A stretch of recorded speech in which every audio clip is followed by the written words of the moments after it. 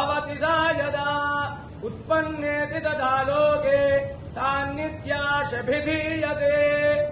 శ్రీదేవి శరన్నవరాత్రోత్సవములలో భాగంగా ఏడుపాయల వనదుర్గాదేవి మహాచండీ రూపంలో భక్తులకు దర్శనమిస్తుంది. దేవతల కార్య సిద్ధి, దుష్ట శిక్షణ, శిష్ట రక్షణ కొరకు మహాకాళి, మహాలక్ష్మి, మహాసరస్వతి త్రిశక్తి స్వరూపినిగా మహాచండీ అమ్మవారు ఉద్భవించింది. మహాచండీలో సకల దేవతలు ఉన్నారు.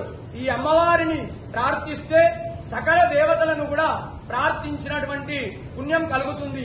అదేవిధంగా ఈ అమ్మవారి అనుగ్రహం వల్ల ధనము, విద్య, అదేవిధంగా సంపద కలిగి శత్రువులు కూడా మిత్రులుగా మారుతారు.